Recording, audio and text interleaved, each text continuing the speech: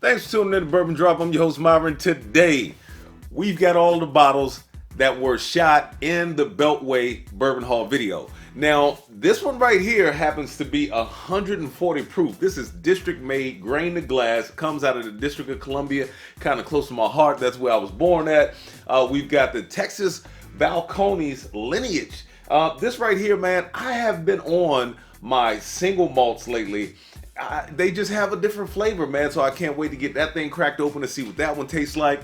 Shout out to Derek, because Derek was in the store. We were talking bourbon, man, and he said that, we have the Redwood Empire cask strengths, and I was shocked.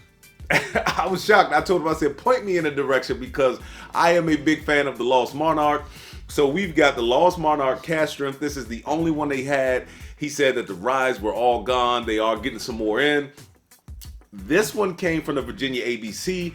This was the Napole Castle 12. This thing has been, it's an Irish whiskey that has been matured in ex-bourbon barrels for 12 years. Can't wait to get that one on the channel.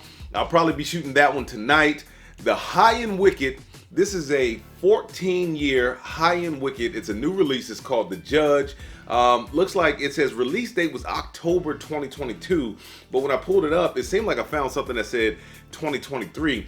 It is a Tokai finished bourbon. So I am very interested in getting that one in the glass, and this is the one we will be getting in the glass tonight. So give me time to get the table set up, and we'll get right to it. Bottle drop, bottle drop, bottle drop.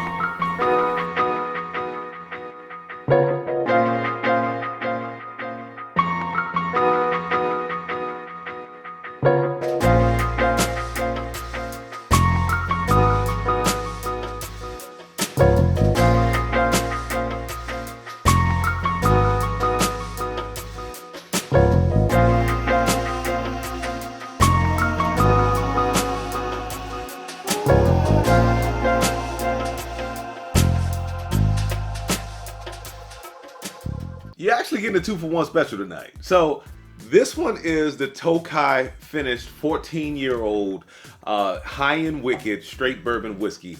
This one is the 14-year-old rum cask, Caribbean rum cask finished Heaven Door. Now, the reason why I chose the Heaven's Door and you see George Dickel on the table is because both of these whiskeys, they're very transparent, even though you can barely read what is in the circle of this High-End Wicked. It tells you everything about it.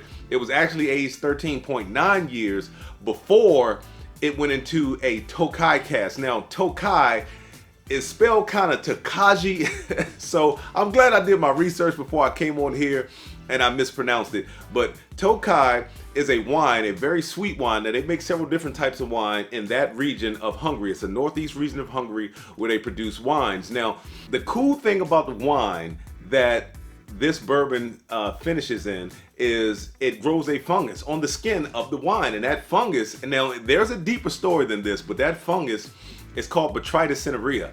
That fungus is responsible for causing that grape to actually kind of shrink down and dehydrate a little bit, leaving behind a very concentrated, very sweet grape, almost raisin-like. And when I saw the pictures of it, it kind of looks like a date. So that one right there really kind of intrigued me, man. I was like, I wonder what that would taste like, because they are known more for their sweet wines, but they also make a dry wine too. Now, with this thing already being almost 14 years of age before they finished it, I wouldn't think they would want to age this in a drier wine. Now, this right here is just 14-year straight bourbon whiskey finished in Caribbean rum cask. Like I said, they're both transparent. They both come from Tennessee. They both share the exact same mash bill as George Dickel, being that 84% corn, that 8% rye, and that 8% malted barley. So I wanted to put these things side by side. First of all, I'm going to give you a review, and then I'll put them side by side, give you my thoughts on them, because at first I said, well, there's no way that there's only one distillery sourcing bourbon in Tennessee. Then I look at the mash bill and it's exactly the same. So then I say, well, maybe another distillery in Tennessee is playing around with their mash bill, and maybe they just want to source it and see if they can get something similar to a Dickel product. Then I tasted them. Then I was like, yeah, That's Dickel. Not in a bad way, but I did recognize some of those notes. Let me get this thing off the table and we'll get into the nose. So the Tokai, got it home, cracked it open, got it down to the shoulder, got a little more air in it, and I was picking up some of that wine influence. Let's get into the nose. The first thing you smell is like a very sweet flower. It's a really sugary sweet flower. The nose is very floral. Then that bourbon hits you. And I've said this before, I like a good finished bourbon. I do not like a bourbon that suffers from being over finished. I don't think that this bourbon is over finished at all. Let's get into the palate.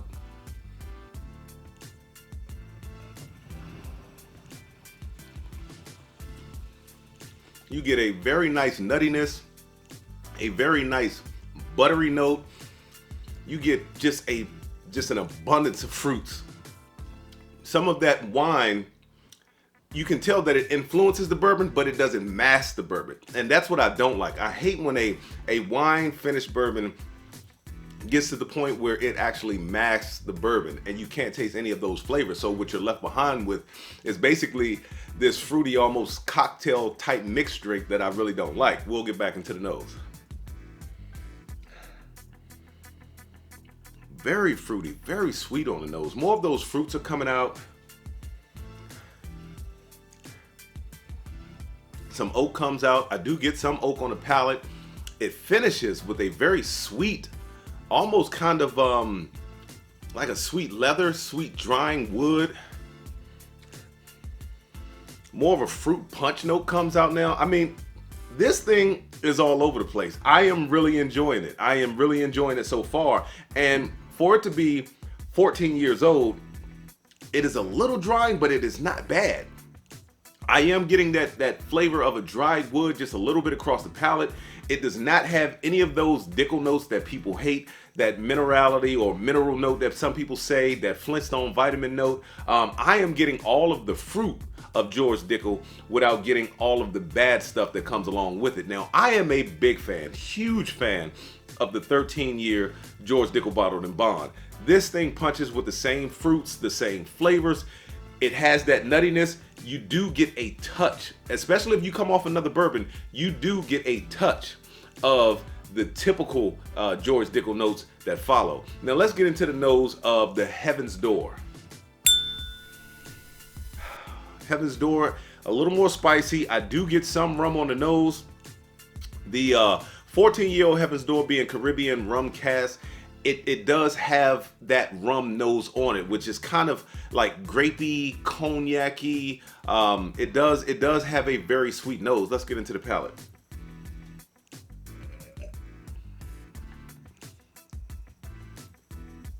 That's richer in the nuttier flavors. I am happy that the rum does not heavily influence the bourbon that's in that bottle, because like I said before, I do not like an overdone bourbon. This has rich nutty notes, a rich buttery note. Some of that rum does creep in. It has a little bit of char on the back and the mid palate. I'm liking this one as well. Let's get back into the nose, see if I can pull anything else out. A little bit of a spicy oak. Like I said, you get that rum. That rum is actually light. It's pretty light to me, and it might be because I'm coming off the Tokai finish, high and wicked, but it's kind of light. There's a sweetness. There is a vanilla note in there, and more of that nuttiness. Now, when it comes to George Dickel products, I tend to get a sunflower seed nuttiness that comes out of George Dickel to me for some reason. Not that it's a bad note, and I actually enjoy it because it actually gives the bourbon like a richness. Now in this one right here, I wasn't a big fan of. This was a barrel select that came out. I really wasn't feeling it, but this George Dickel Bottled in Bond, that thing is great. And I am not a big fan of the 8-year gold label bourbon. This thing to me blows that completely out of the water. Let's get into the breakdown. Are these two bourbons worth the chase? they're very expensive. So I am going to have to say no, because this one comes in at $99 at the Virginia ABC. This one right here, shout out to my man CA, because he sent me this bottle. I believe this bottle goes for $149, maybe even a little higher when I looked them up online. Are they great bottles? I think that they are great. I mean, this one right here is pretty much $10 per year or a little over. This one right here comes definitely under that $10 a year mark. So you're getting very old bourbon in these bottles. But it is hard for me to say they are worth that amount of money. Are they blowing me away? Everybody's palate is different. I love rich butterscotch notes. I love rich brown sugar notes. These are good bourbons, but they are not blowing me away. So for $100 and $149 to $169, I wouldn't say they're worth the chase. Are they worth over retail? They're very expensive already. I can't say that I would pay these prices again. Maybe if the judge came out with something that wasn't finished, or maybe a double oaked on the judge, the rum cast finish, definitely not paying that much. Definitely not paying over retail for these products. Would I give these to a new bourbon drinker? Now this one comes in at 104, and excuse me if I didn't talk about the proof already, but this is 104 proof, and the Heaven's Door comes in at 116.1 proof. So 104 proof, possibly, maybe. That is just 4 proof points higher than that 100 proof point that I think a new bourbon drinker can handle, especially with it being finished and not over finished. It calmed down some of those notes that can be spiky in a 100 proof bourbon. So possibly this one at 116, I wouldn't even try it. Will they always be on the bar? They will always be on the bar because I am not going through them. I do like them. I like them a lot, but the price keeps them off the bar. They are not blowing me away. They are not knocking my socks off. So this one right here, very good, very sweet flavors. It is not overdone. This one right here, very rich flavors. I like that nuttiness in there, but the price is what keeps them off the bar. So with that being said, let the whiskey flow. Never run out unless you're headed to a drop. Till next time.